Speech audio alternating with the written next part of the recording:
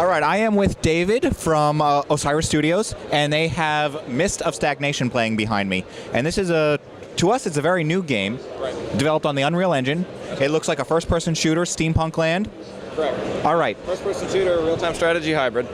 Oh, real-time strategy hybrid, because what I'm seeing here looks a lot like capture the flag kind of style. Exactly. So the purpose of it is, that for this game mode at least, is to go after these control points, which are going to collect resources for your team.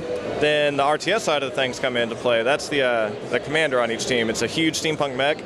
Might be lucky enough to see one here, but what's going to happen is the commander uses all the resources your team's collecting to upgrade your team's weapons. So he can purchase different weapons, assign them to the team, and then upgrade those weapons as you go along. And these resources, are they picked up like little items along the way, or are they obtained some other way? They're obtained through controlling the control point. So by owning the control point, your team is automatically collecting these resources. So.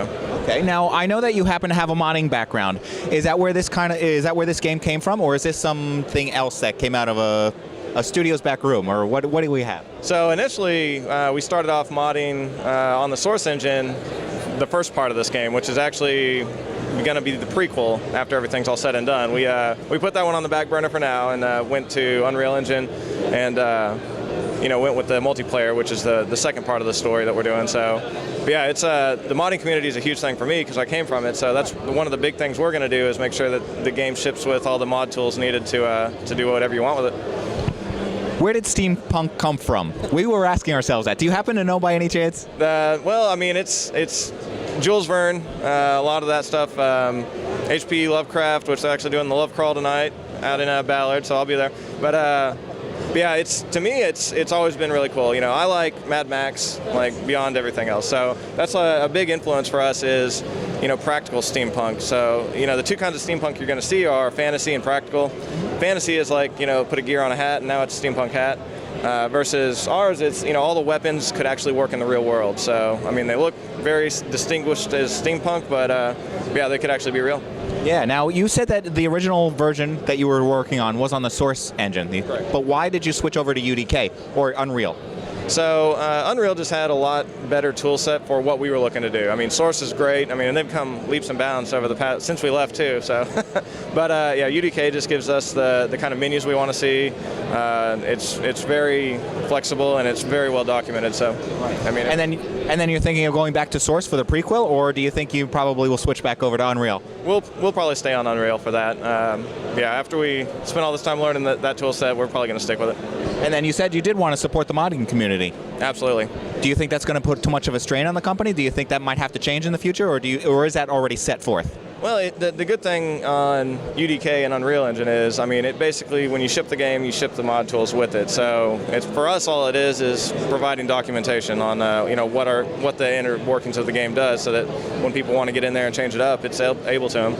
The biggest part is probably going to be for the community mappers, and I'd love to see some great maps. I mean, I'm in a bunch of different online modding communities.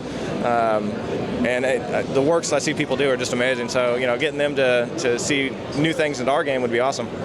Now, how long ago did this start, and when do you think that this is going to be something available for the public?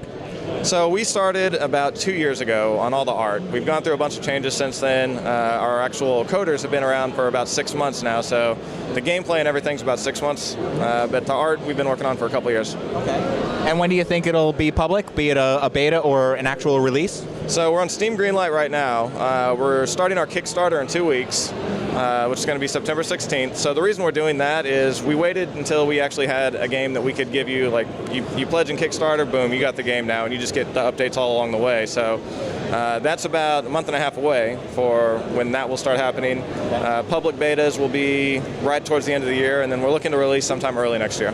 And do you have a price point in mind? Is it going to be in the $40 range, in the $60 range? We're looking at $25, so. Okay. Yeah. All right, and that's about what we're going to see on Kickstarter when that comes up.